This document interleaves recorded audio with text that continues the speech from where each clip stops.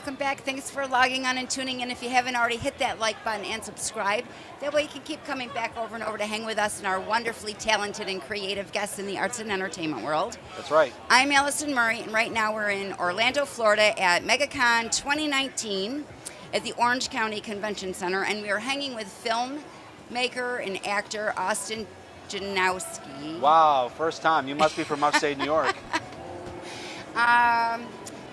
And a comic book Yes, writer. I'm celebrating my 25th year as a comic book artist, yes. Oh my God, that's fantastic. And that's the Zombies Are Human 2, or is that your movie? Actually, Zombies Were Human 2 is my latest comic book project. That's fantastic. It's something I created, and I wrote the main story. I've got a lot of great creators that worked on the story with me.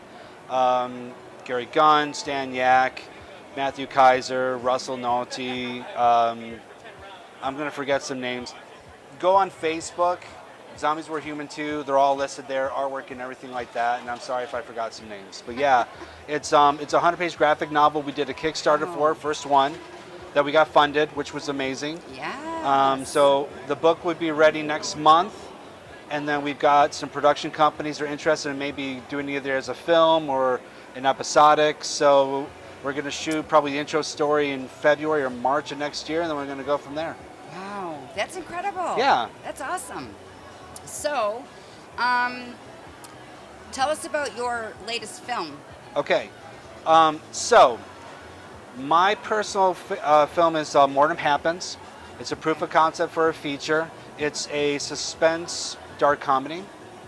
It's about what would you do to go in to try to get the thing that would change your life by just filling out a small form. It can't kill you, right? It's not bad for you, right? Pretty or innocent. is it? So that's kind of the premise of the story. Guy comes in, answers some questions, finds out that it's a lot more than he thought, and then we go on from there. So it's screening at the Saints and Sinners Film Festival, which is happening this weekend. Friday through Sunday. Mortem is going to be screening at 4 o'clock on Saturday. But we got a lot of great features, short films. I'm actually part of the festival itself. I'm in booth number 1188, kind of helping people. Rick Danfer, who runs the festival, he allowed me to be a part of the booth, do some comic book stuff, put my stuff out, and also promote my film. Oh my goodness. So, how did you write and are producing your film? Yes. Are you starring in it as well? For this one, I am. There's been a few films where I've just directed and I just wrote because I wanted different actors and work with different people. Right. But for something like this, I thought of me in mind. So that Yeah. So how rigorous are you with your script? Do you like to stick right to it, or can you? No. I like wiggle room. I'm the kind of director that likes to have a script, but I like the organic moments. Yes. You know, things that that's where the magic happens. You know what I mean? We do rolling takes, whether we're just doing rehearsals, whatever, because you never know when something really good happens, and that kind of works well with the film. Yeah, that's great. What draws you to the darker side? Well, I was scared of horror for a long time. So embracing something that scares you is healthy. And I want to come up with interesting stories. Something that isn't quite done like, normally done with a horror or whatever. Something that's more suspenseful, creepy, and it can be humorous as well. Right. So, but I mean, I've done all across the board, but right now it's basically horror. That's just what I'm delving into. That's what you're into. Yeah. So after seeing any one of your films premiered, and do you ever look at it and say, gee, I should have changed this, or I could have done that, or you're constantly. always happy with Oh, absolutely. No. Whenever you create something, you're like, oh, it's really great, but the more you learn, you're like, oh, maybe I should have this. Oh, if I only knew that. Oh, what if I just did that? That's the process, and that's good. Yeah. You know what I mean? Not sitting on your laurels as creative people. We want to make sure we're striving to do better, to do more, to stretch ourselves, right? Yeah. You're always happy with what you're doing, but you're thinking not like, oh, bad, like, oh, man, it would have been cool if I did this. Next time, I'm going to do that. Yeah. Yes, I gotcha. Most unusual or unexpected moment happened during filming your latest movie. My latest film? Yeah. So, we are supposed to have just a full-on open studio. We walk in, and it's already set up for another film. miscommunication. We're like, oh my God, what are we going to do? Not a problem. We just went with it and adapted, and it actually worked out so much better than what we initially thought. Because when you're on set, what you have in your mind and on script is one thing, but when you're on set, the movie becomes its own thing, and it comes out and it creates its own thing, right? Right. And it came out so much better. We had a guy, Jeremy Westray.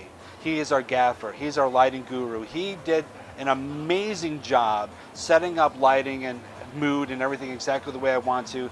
And my crew that I had, like Don Coggin and Lauren, our first AD, Cindy, they all did an amazing job, just like being professional and doing whatever. And hopefully the proof's in the pudding. I think people like the film, and hopefully they'll like it this weekend. Lots of teamwork. Yes. Certainly does. What was the hardest artistic choice that you have had to make making a film at all? The hardest artistic choice. Deciding that even though you have an amazing actor, after you've rewritten the script and you go in a different direction, they're not the best thing for it. Oh, You know what I mean? yeah. Because originally you have this person in mind when I wrote this script.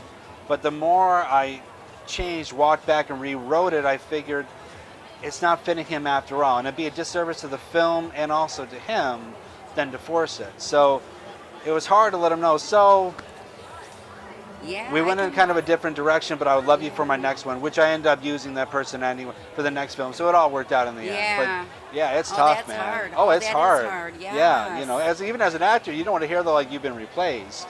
You know what I mean? But I know, for good I of the know. film and also good for him, Oh, sometimes you got to make those decisions. You know what I mean? That's, how different were I can't see people. I need my glasses. Go ahead and do your glasses. I'm sorry. I don't have my questions. See, when you get to a certain age, you don't want Yeah. to use the things, but you end up having to do We the just things. say, you know, I Yes. can't fake it anymore. So how different were what you envisioned the film being and what you actually have for your finished product? So with Mortem, I figured it'd be a huge warehouse space because I really wanted distance when I was filming. Unfortunately, the warehouse that we wanted didn't come through, so we went to this other space thinking that we had a wide open space. Didn't happen, but we made do, and the lighting and everything ended up being a more closed personal space. But the shading and light work throughout the film worked better than having that wide open space. It was more creepiness and a more personal feeling watching the film as you went. So that's.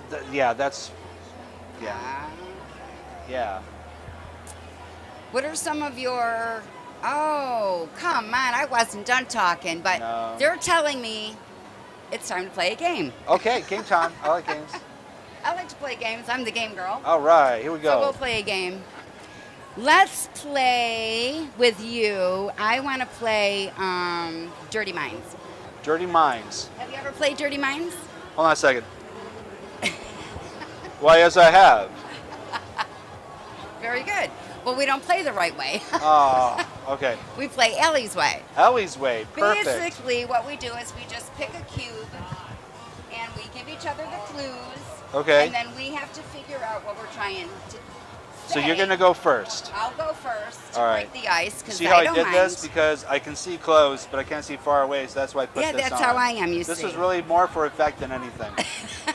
Okay. Okay, so I'm going to do this. Yes. Using my throat is my business. I know how to use my diaphragm. Okay. Oh my. I perform orally. You're a singer. Thank you. He's a filmmaker. He Okay. doesn't have a dirty mind. I didn't bring it this weekend. My wife wouldn't let me. All right, now I need to be able to read here. Yes. And I can choose whichever one I want, huh? Whatever you want. Okay, you ready? I'm ready. You sure? Okay. Am I ready? You're stiff when you bite me. Feathers help to get me off. To get me off fast, you blow me.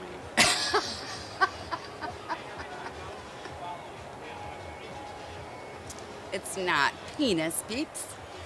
No. Blanket? No. How many Oh. guesses did she get? That's all. 3?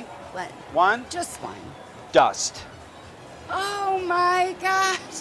I know, that was pretty Oh, good. a feather duster. Yeah, get it? That was And a you hard blow it of one. dust and Oh yeah. my God, that was awesome. Well, guys, we've had so much fun hanging with Austin today. I'm Allyson Murray. But before we go, we would like to give a very special thank you to our partners at Famous Faces and Funnies, Space Coast Comics, and Indie Originals, J. Breyer Art, Krypton Radio, Olive Lay, Foxwood Wine Company, Off the Chain Radio with Yvonne Mason. These are the folks that share our videos all over the World Wide Web, and we hope you will too. Don't forget to hit that like button, leave a comment. Let us know what you think of today's show and our guests. You can also check our guest links below. Remember to subscribe, log on, and stay tuned to see who we're hanging with next. Thanks, Austin. You're welcome.